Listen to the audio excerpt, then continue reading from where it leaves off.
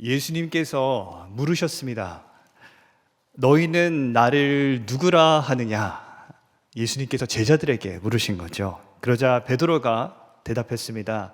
주님 그리스도이십니다 라고 고백합니다. 이 복된 고백을 우리가 한 목소리로 함께 고백하길 원합니다.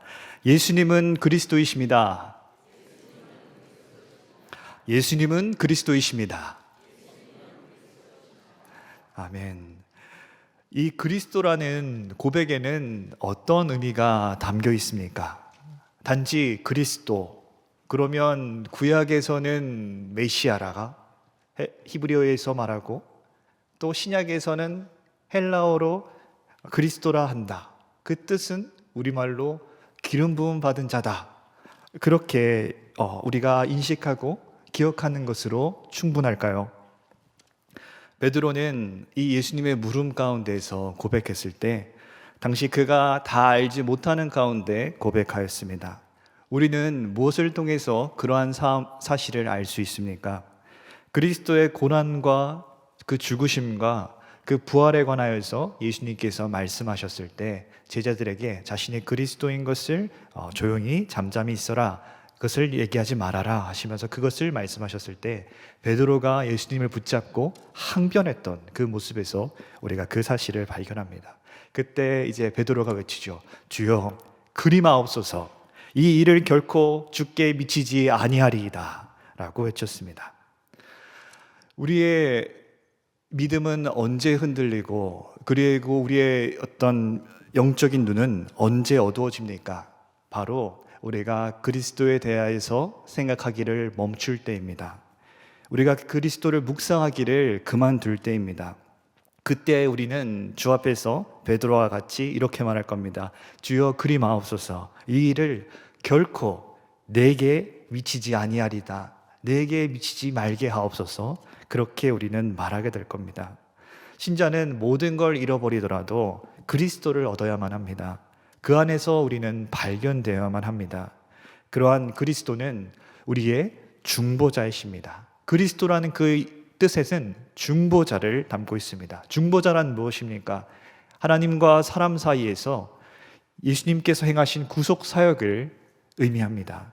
그러므로 예수는 그리스도시다라는 그 고백에는 하나님과 사람 사이에서 예수님께서 행하신 그리스도의 삼중직을, 그것을 고백하는 것입니다.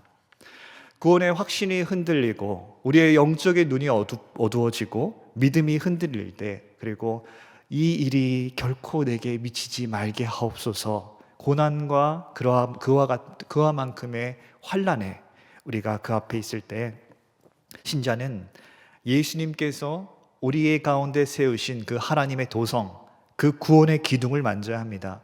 우리의 눈으로 볼 수는 없지만 믿음 가운데 만질 수 있는 그 구원의 기둥을 만져야 합니다. 오늘 말씀을 통하여서 그 믿음으로 구원의 기둥을, 그 그리스도의 삼중직을 만지는 은혜의 시간 되기를 그리스도의 이름으로 축원합니다.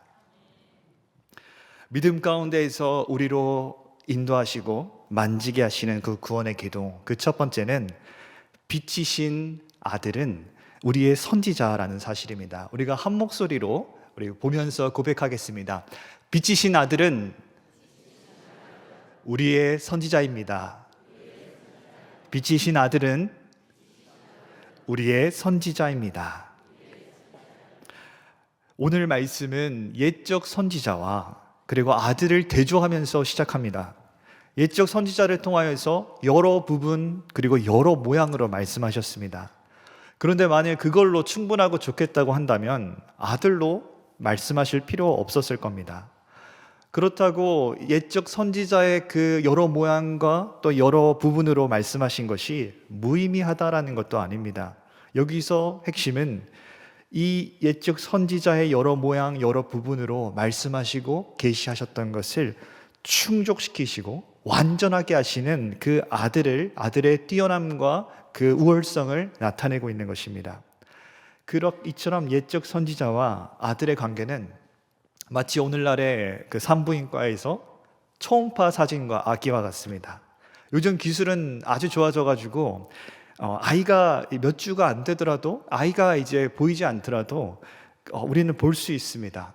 초음파 사진을 찍어서 아주 처음과 같이 이제 아기의 집을 처음 보기 시작합니다. 그러다 조금 지나면 무엇을 보고 들을 수 있습니까?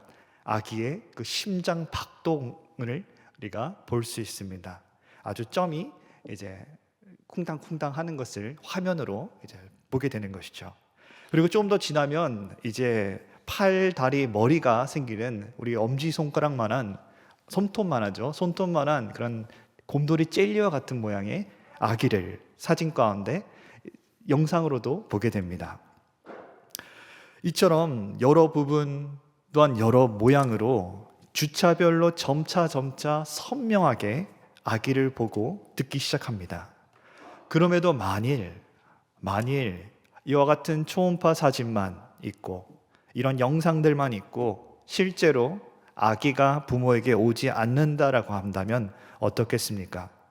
그림자와 같은 이 사진과 영상들, 그 소리들은 좋은 소식이 될 수 없습니다. 실체인 아기가 부모에게 와야만 합니다. 그래야지 그 10개월 동안 40주 동안 고생해 오면서도 사진을 보면서 느꼈던 그 기쁨과 그 즐거움들 모든 순간이 복되고 기쁠 수 있습니다. 이처럼 그리스도에 대하여서 여러 부분, 여러 모양으로 옛날 선지자로서 계시하셨습니다. 그리고 마침내 아들을 통하여 오사 말씀하신 것입니다. 지극히 높은 곳에서 하나님의 영광이시고 땅에서 하나님의 기뻐하신 사람 중에 평화로다. 구주가 나셨도다. 하나님께서 이 땅에 오신 것입니다. 오늘 말씀은 우리의 선지자를 가리켜서 선지자이신 아들을 가리켜서 이는 하나님의 영광의 강체시오 본체의 형상이시라 말씀합니다. 이 사실이 예수님께서 그 아들께서 하나님의 광채이시고 영광의 광채이시고 본체의 형상이라는 사실이 우리에게 있어서 왜 중요하고 복됩니까? 성경에서 고린도후서 말씀에서 우리에게 교훈합니다. 함께 고린도후서 4장 6절 말씀을 함께 한 목소리로 읽겠습니다. 어두운 데에 빛이라 말씀하셨던 영광을 아는 빛을 우리 마음에 비추셨느니라. 아멘. 읽었던 그 앞부분에서와 같이 빛이 있으라 하시니 빛이 있었고 그 만물을 창조하신 하나님께서 우리에게 행하신 일을 지금 우리에게 교훈하고 있는 겁니다. 그것은 바로 본체의 형상이시고 하나님의 영광의 그 광채, 빛이신 예수님을 우리 마음 가운데 비추어 주셨다라는 겁니다. 그래서 우리의 마음에 하나님의 영광을 아는 빛을 비추어 주셨다라는 겁니다. 이것은 우리에게 있어서 또한 우리는 이것을 가리켜서 하나님의 주권적인 은혜입니다라고 고백합니다. 왜냐하면 만약에 하나님께서 이렇게 우리 마음 가운데 우리의 어두운 마음 가운데 비추어 주시지 않으셨다면 우리의 마음은 세상으로 혼미하여서 하나님의 영광을 볼 수 없기 때문입니다. 여전히 그 어둠 가운데 절망할 수밖에 없기 때문입니다. 그러나 하나님께서는 우리 마음 가운데 비추어 주셨습니다. 예수님으로 우리에게 선지자로서 그것을 비추시는 사명을, 직분을 다하게 하셨습니다. 옛적 선지자로 그 하신 하나님의 말씀들, 그것이 하나도 거짓되고 떨어지지 아니하고 참되게 하셨으며 여러 모양과 여러 부분으로 계시하셨던 말씀을 온전하게 이루셨습니다. 그리고 오늘도 선지자로서 예수님께서는 우리에게 이 말씀으로 교훈하십니다. 신자로 하나님에 대한 바른 지식을 가질 수 있도록 가르치십니다. 하나님의 성품을 알 수 있도록 가르치십니다. 반역한 백성들을 끝까지 버리지 아니하시고 사랑이 많으시고 긍휼이 많으시고 언약을 끝까지 이루시는 그 신실하신 하나님에 대하여서 우리에게 교훈합니다. 그리고 그렇게 하나님께서 이루시고 계획하시고 이루신 그 구원이 얼마나 신비롭고 위대하고 또한 놀라운지를 우리에게 교훈합니다. 이를 통하여서 하나님의 지식을 알게 하시고 또한 하나님의 지식은 아들에 대한 지식을 우리에게 주십니다. 아들로 말미암아 모든 세계가 지음받았다. 아들은 하나님의 아들이시다. 그리스도이시다. 아들을 믿어서 아들을 힘입어서 아들만이 길이요 진리요 생명이고 영원한 생명을 얻게 하시는 그 복된 진리를 복음을 우리에게 아들을 통하여 가르쳐 주셨다라는 겁니다. 또한 우리를 향한 하나님의 뜻을 알게 합니다. 그것이 무엇입니까? 그것은 그리스도에 대한, 이 아들에 대한 알아가는 것을, 지식을 알기를 게으르지 않는 것입니다. 날마다 그리스도를 아는 지식이 자라가는 것이고, 그리고 그래야지만 우리가 이 마지막 때를 살아가면서 이 세상 가운데에서 우리는 하나님께서 베푸시는 그 은혜와 평강을 오직 그리스도 안에서만 우리는 누릴 수 있기 때문입니다. 그리고 생각해 보길 원합니다. 빛이 어둠을 비춘다. 어둠에 하나님의 영광이 비추어지면 무슨 일이 벌어집니까? 말씀은 책망받는 모든 것이 빛으로 말미암아 드러난다고 합니다. 그래서 선지자 이사야도 하나님의 영광 앞에서 무엇이라고 말합니까? 화로다 나여 망하였도다, 망하게 되었도다 라고 외쳤던 것을 기억하실 겁니다. 이처럼 빛은 모든 숨겨진 죄까지도 드러나게 합니다. 그렇게 드러난 죄와 그리고 책망받을 만한 것들, 그것으로 말미암아 두려워하는 우리로 이끄시고 그 손으로 더듬게 하시는 그 두 번째 구원의 기둥은 죄를 정결하게 하신 아들은 우리의 제사장이라는 사실입니다. 우리가 이번에도 함께 고백하겠습니다. 죄를 정결케 하신 아들은 우리의 제사장이십니다. 죄를 정결케 하신 아들은 우리의 제사장입니다. 거룩하신 하나님께서 그 부정하고 더러운 백성들과 교제하기 위하여서 가르쳐 주신 그 제도는 무엇이었습니까? 이스라엘 백성에게 정결하고 거룩하게 하는 피 흘림의 그 제사 제도를 가르쳐 주셨습니다. 피 흘림 없이는 사함도 없다. 이것은 변하지 않는 하나님의 일관되고 불변의 법칙입니다. 제사장을 그래서 세워서 아무리 매일과 같이 서서 제사를 드리고 제물을 태우고 반복하여서 하나 죄를 없게 할 수는 없었습니다. 왜냐하면 그들이 드리는 그 제물의 피는 죄를 사할 능력이 없기 때문입니다. 이것은 그림자에 불과하기 때문입니다. 아무런 스스로는 아무런 효력이 없기 때문입니다. 그러나 이 모든 속죄와 제사가 제물과 제사장으로서 바라보는 그 실체는 무엇입니까? 바로 예수 그리스도이십니다. 제사장이신 예수 그리스도이십니다. 자기를 단번에 제물로 드리사 자신의 피로 영원한 속죄를 이루셨습니다. 그리고 그들의 죄와 불법을 내가 다시는 기억하지 아니하리라 하나님께서는 선포하셨습니다. 다시는 죄를 위하여서 그와 같이 제사를 드릴 필요가 없게 된 것입니다. 우리에게 이러한 대제사장이 있다는 사실을 믿으십니까? 우리를 모든 불법에서 속량하신 우리의 제사장, 그분이 흘리신 그리스도의 피는 능력이 있습니다. 히브리서 9장 14절 말씀은 그 능력을 우리에게 교훈합니다. 우리가 한 목소리로 히브리서 9장 14절 말씀을 읽겠습니다. 하물며 영원하신 성령으로 말미암아 흠없는 자기를 하나님께 드린 그리스도의 피가 어찌 너희 양심을 죽은 행실에서 깨끗하게 하고 살아계신 하나님을 섬기게 하지 못하겠느냐. 아멘.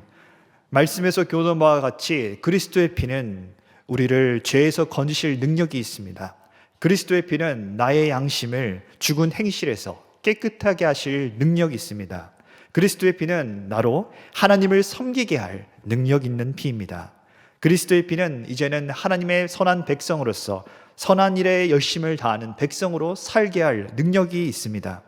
이렇게 우리를 위하여 피 흘려 죽으신 예수님은 우리로 하여금 어떻게 변화시켜 주셨습니까? 로마서 6장 11절 말씀은 이렇게 말씀합니다. 우리가 한 목소리로 고백하겠습니다. 이와 같이 너희도 자신의 죄에 대하여 하나님께 대하여 살아있는 자로 여길지어다. 아멘. 우리를 위하여 죽으사 자신으로서 단번에 속죄를 이루신 예수님으로 말미암아 제사장이신 아들로서 말미암아 우리는 죄에 대하여 죽은 자요 하나님에 대하여 살아있는 자가 되게 하셨습니다. 그렇게 그리스도 예수 안에서 하나님 앞에 그 지극히 거룩하시고 크신 하나님 앞에 담대히 나아갈 수 있게 하셨습니다. 여기서 중요한 것은 그렇다면 이제 우리는 누구 안에 어디에 있느냐라는 사실입니다. 우리는 그리스도 예수 안에 있다라고 성경은 가르쳐 줍니다. 이 사실은 우리로 하여금 믿음 가운데 만져야 할 마지막 기둥으로 인도합니다. 그것은 이제 구원의 기둥 중 마지막, 그리스도의 삼중징 중 마지막인 왕입니다. 함께 우리가 고백하기 원합니다. 지극히 크신 이의 우편에 앉으신 아들은 우리의 왕이십니다. 지극히 크신 이의 우편에 앉으신 아들은 우리의 왕이십니다. 아들은 왕이시리라 라는 그 사실은 불변, 창세전부터 변함없는 진리입니다. 그래서 요한복음 18장 17절 말씀에서 이제 빌라도가 예수님을 이제 조사하면서 묻는 그 장면이 나옵니다. 그때 빌라도가 이렇게 묻죠. 네가 왕이 아니냐? 이에 예수님께서 대답하십니다. 네 말과 같이 내가 왕이니라. 내가 이를 위하여 태어났고 이를 위하여서 세상에 왔고 진리에 대하여 증언함이로다 말씀하셨습니다. 그러나 우리의 무지가 그 진리를 부정하고 부인한 겁니다. 우리가 누구로 말미암아 지음받았고 누구로 말미암아 붙들려 있으며 살 수 있는지를 우리가 알지 못했습니다. 그러나 하나님의 주권적인 은혜는 우리로 하여금 진리에 속한 자로 되게 하시고 그렇게 그리스도 예수 안에 속한 자로서 그 우리의 왕의 음성을 듣게 하셨습니다. 그것이 무엇입니까? 우리가 이것은 이제 요한복음 18장 36절 말씀인데요. 이것은 우리가 한 목소리로 고백하겠습니다. 예수께서 대답하시되 내 나라는 이 세상에 속한 것이 아니니라. 만일 내 나라가 이 세상에 속한 것이었더라면 내 종들이 싸워 나로 유대인들에게 넘겨지지 않게 하였으리라. 이제 내 나라는 여기에 속한 것이 아니니라. 아멘. 예수님께서 말씀하셨습니다. 내 나라는 이 세상에 속한 것이 아니다. 분명하게 말씀하셨습니다. 그래서 만일 내가 속한 그 나라가 이 세상에 속한 것이었다. 이 세상에 있는 거라고 한다면 내 나라가 이 세상에 속한 것이라고 한다면 내 종들이 싸워서 내가 유대인들에게 넘겨져 죽임당하는 것을 이러한 고난당하는 것을 허락하지 않았을 거라는 겁니다. 왕이신 예수님의 나라가 이 세상에 속하지 않는다면 그 백성의 나라는 어떻겠습니까? 그 백성의 나라 역시도 이 세상에 속한 것이 아니지 않겠습니까? 지극히 높으신 왕께서 이 세상에서 넘겨지사 죽임당하기 위하여서 이 땅에 오셨습니다. 그리고 그것을 우리에게 보여주셨습니다. 그것을 통하여 말씀하셨습니다. 그래서 잘 생각해 보면 그렇다면 그 왕의 백성이요 그 주인이 부르신 종인 우리에게 있어서 주여 그리 마옵소서 이 일이 결코 내게 미치지 아니하리이다. 우리에게 그런 일은 결코 있을 수 없습니다. 라고 감히 주장하고 그것을 외칠 수 있겠습니까? 그럴 수 없습니다. 왜냐하면 왕이신 그 예수님의 나라가 이 세상에 속한 것이 아니듯이 히브리서 13장 14절의 말씀에서와 같이 우리가 여기에는 영구한 도성이 없으므로 장차 올 것을 찾나니 우리 하나님께서 예비하신 하나님의 도성 그것 역시도 이 세상에 속한 것이 아니기 때문입니다. 그것을 우리가 히브리서 11장 말씀에 수많은 허다한 구름과 같이 허다한 증인들을 통하여서 우리가 잘 알고 있습니다. 그들은 믿음으로 더 나은 본향을 사모하며 그리스도 안에 잠들었습니다. 하나님께서 그들에게 예비하신 것을 하늘에 있는 것을 사모했습니다. 그리고 믿음으로 알지 못하는 바로 갈 바를 알지 못하고 나아갔습니다. 믿음으로 고난받기를 백성들과 함께 고난받기를 이제 잠깐의 그 죄악으로 낙을 누리는 것보다 기뻐하고 그리스도를 위하여 수모를 당하는 것을 모든 보화보다 더 값지고 재물과 더 큰 재물로 여겼습니다. 그것을 모세를 통하여서 우리에게 증언해주고 있죠. 또한 믿음으로 왕의 노함을 무서워하지 않는 모습, 믿음으로 나라들을 이기는 모습, 믿음으로 연약함 가운데서도 강하게 사는 모습들을 우리에게 보여주고 있습니다. 그럼에도 그리스도 안에 있는 자임에도 불구하고 왜 우리 가운데에서 경건의 능력이 사라집니까?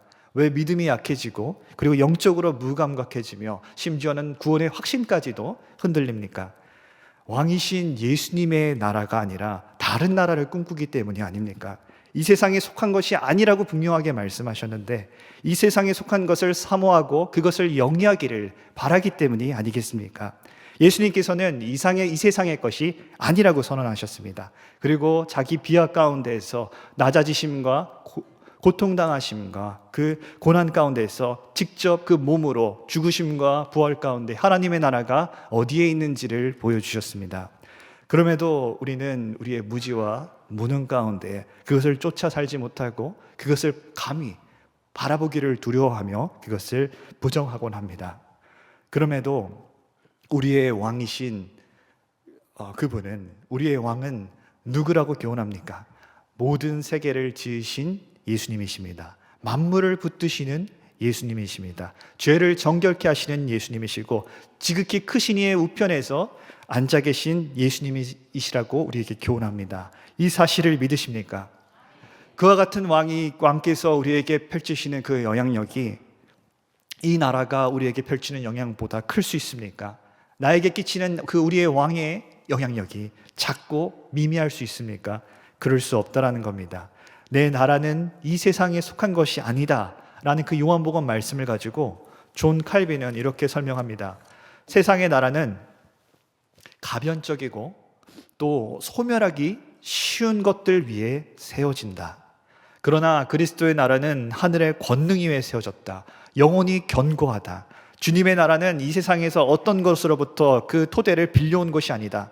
오히려 세상의 그 어떤 권세보다도 더 큰 권위와 능력을 그 백성에게 행사한다는 사실입니다. 그렇습니다. 역사를 보더라도 어떻습니까? 영원할 것 같은 어떤 그 큰 권능과 그리고 영향력을 펼쳤던 나라들, 그리고 왕국들, 제국들 다 멸망했습니다. 백성들에게 지대한 영향을 끼치고 그들을 우상 숭배와 그 어떤 세상의 것들로 몰고 그걸로 속하여 살게 했던 그 모든 것들이 다 잠깐 있다가 사라졌습니다. 또한 오늘날에도 그러할 것입니다. 그러나 견고하고 영원한 나라가 있다라는 것입니다. 이 나라는 자신의 백성에게 진리의 말씀 가운데에서 세상의 그 어느 나라도 끼칠 수 없는 그 영향력을 행사하고 있습니다. 더 큰 권리와 영향력을 행사한다는 것입니다. 세상의 나라와 비교할 수 없는 그 큰 권력과 영향력을 우리에게 행사하는 왕이시오, 만물을 지으시고 붙드시는 예수님께서 우리에게 말씀하셨습니다.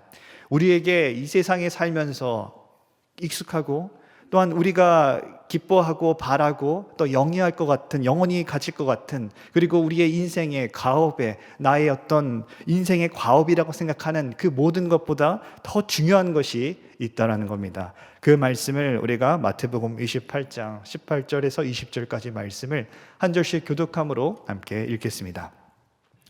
예수께서 나와 말씀하여 이르시되 하늘과 땅의 모든 권세를 내게 주셨으니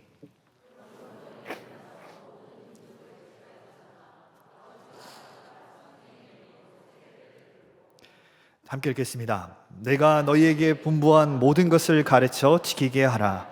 볼지어다 내가 세상 끝날까지 너희와 항상 함께 있으리라 하시니라. 아멘. 왕이신 예수님께서 우리에게 지극히 큰 영향력 가운데 명하셨습니다. 너희는 가서 모든 민족을 제자로 삼아 하나님과 아버지와 아들과 성령의 이름으로 세례를 베풀라. 또한 백성에 대한 영원하고 무한한 영향력 가운데 명하시는 사명이 있습니다. 그것은 세상 가운데에서 믿음으로 하나님의 나라를 소망하며 사는 것이고 모든 민족에게 그리스도의 나라를 선포하는 것입니다.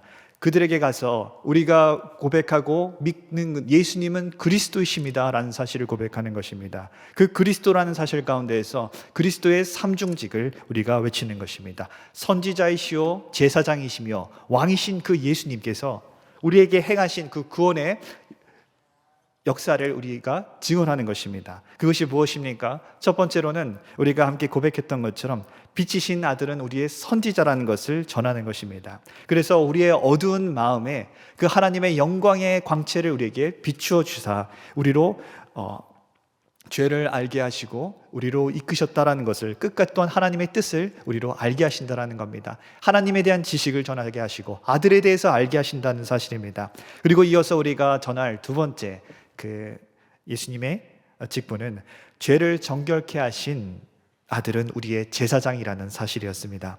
그리스도의 보혈로 죄와 사망의 법에서 우리를 생명의 성령의 법으로 우리를 옮겨주셨고 거룩하고 흠없는 백성으로서 삼아주셨다는 사실입니다. 또한 마지막은 무엇이었습니까? 지극히 크신 이의 우편에 앉으신 아들은 우리의 왕이시라는 사실입니다. 그렇게 이제는 그리스도 안에서 속한 자로서 이 세상이 아니요 장차올 하나님의 나라 도성 가운데 믿음으로 바라보며 살게 하신다라는 것입니다. 그래서 이 세상을 바라보면서 땅의 것을 또한 바라보는 우리에게 왕께서는 분명하게 말씀하셨습니다. 우리 구주 예수 그리스도의 나라는 이 세상에 속한 것이 아니다. 이 말씀이 아쉬움이 아니라 위로가 되길 원합니다. 이 세상에서 유대인에게 넘겨지사 죽임당하신 예수님으로 말미암아 위로받기를 원합니다. 이것은 우리의 왕이 가신 길을 우리에게 보여주신 겁니다. 이 세상에서 부귀와 영화와 명예와 장수와 건강, 그건 물론 하나님께서 주신 복이지만 그것만을 세상에서 바라고 영위하는 것을 꿈꾸는 그것은 우리의 왕이 가신 길이 아닙니다. 이 사실에서 우리 자신을 스스로 돌아볼 필요가 있습니다. 또한 왕께서는 마지막에 우리가 읽었던 말씀에서와 같이 말씀하셨습니다. 내가 세상 끝날까지 너희와 항상 함께 있으리라. 이 말씀이 위로가 되십니까? 이 세상이 아니라 하나님께서 예비하신 그 하늘의 도성, 그 나라를 소망하는 신자에게 있어서는 분명 위로가 될 겁니다. 그러나 이 세상에서 속하여서 이 땅의 것만을 바라보고 그것만을 위해서 살아간다면 또한 그것과 그 안에서 만족하고 그 안에 영위하길 원하는 사람에게 있어서는 그것은 경고요, 거리낌과 찝찝함으로 남을 것입니다. 왜냐하면 하나님은 예수 그리스도로 말미암아 사람들의 은밀한 것을 심판하시기 때문입니다. 사랑하는 동북교회 성도 여러분, 날마다 그리스도를 묵상하고 그리스도를 고백하십시다. 중언부언으로나 주문으로서 그리스도를 말하고 기억하는 것이 아니라 중보자이시며 예수님께서 하나님과 우리 사이에 행하신 그 구원의 사역을 우리가 묵상하는 것입니다. 우리가 주여 그리 마옵소서, 이 일이 결코 내게 미치게 하지 마옵소서라고 할 만큼 고통과 절망적인 그 상황에 우리가 나아 있을 때 믿음의 그 구원의 기둥을 우리가 만지길 원합니다. 그리스도의 삼중직을 우리가 믿음 가운데 묵상하고 곱씹길 원합니다. 우리의 선지자시고 제사장이시며 왕이신 예수 그리스도 안에서 믿음으로 바로 설기 원합니다. 우리의 선지자이시오, 우리 마음에 하나님의 영광을 알게 하는 그 빛을 비추신 그 아들께 확신을 두십시오. 우리의 제사장이시오, 자신의 피로 우리를 정결케 하신 그 아들께 확신을 두시기 바랍니다. 그리고 우리의 왕이시오, 세상에 넘겨져 죽음당하셨으나 다시 살아나신 그 아들께 확신을 두길 원합니다. 왕께서 주의 나라가 또한 이 세상에 속한 것이 아니라 라는 그 말씀을 우리가 기억하길 원합니다. 그렇게 믿음으로써 주의 나라를 사모합시다. 그렇게 그리스도께서 명하신 그 사명을 힘쓰며 주님께서 하신 말씀, 내가 세상 끝날까지 너희와 항상 함께하리라, 그 말씀이 위로가 되고 기쁨이 되며 오늘을 다시금 일어서서 주의 일을 하는 힘이 되는 우리 동북교회 되기를 그리스도의 이름으로 축원합니다. 기도하겠습니다. 살아계신 하나님 아버지, 주님의 도움을 구합니다. 주님, 이 세상을 살면서 이 세상을 따라 살지 아니하고 오직 우리에게 주신, 우리가 고백할 수 없었던 그 고백, 주는 그리스도이십니다 라는 그것으로서 살아가기 원합니다. 그로 말미암아 그 그리스도라는 그 이름에서 우리에게 알려주시고 우리로서 믿게 하시며 붙잡게 하신 선지자로서 우리에게 행하시사 우리의 마음 가운데, 우리의 더러운 마음 가운데 밝게 비추시며 하나님의 영광을 알게 하시는 그 빛을 비추시고 오늘날도 하나님의 뜻 가운데 살게 하시는 그 그리스도를 주님 신뢰하고 또 그 안에 확신을 두길 원합니다. 또한 우리를 죄에서 정결케 하시고 죽음과 사망의 법에서 성령의 법으로 인도하신 그리스도께 확신을 두길 원합니다. 또한 그렇게 하나님 그리스도 안에 우리를 살게 하셨던 것처럼 이제는 왕이신 그 주님께서 우리를 다스리시고 우리로 하나님의 뜻 가운데 기쁨으로서 살게 하실 줄 믿으며 나아갈 수 있게 해 주시옵소서. 무엇보다도 그리스도라 또한 그렇게 부르심 가운데 또한 그것을 묵상하고 그 가운데 은혜를 베풀어 주시길 간절히 원합니다. 그렇게 이 땅을 살면서 세상을 쫓아서 이 땅에서 무언가를 영위하고 이 땅에서 나의 나라를 바라보고 여기에서 나의 아지트를 만들고 영원한 무언가를 만들어 자녀들에게 주는 것이 아니라, 그러나 정말 영원하고 믿음으로써 바라볼 수 있는 그 믿음의 경건한 것들을 자녀들에게 상속하는 저희들 될 수 있게 하여 주시옵소서. 주님께서 부르시는 날까지 믿음으로써 살아가며 이 땅, 이 세상에 속한 나라가 아니라는 그 예수님의 그 선언 가운데에서 저희들이 바라고 사모해야 할 것이 하늘에 있고, 또한 하나님께서 예비하신 믿음으로 바라보고 믿음으로만 볼 수 있고 누릴 수 있는 또한 예비하신 그것을 누리며 또 구하고 소망하며 살아가길 간절히 원하오며 예수님 이름으로 기도드립니다. 아멘.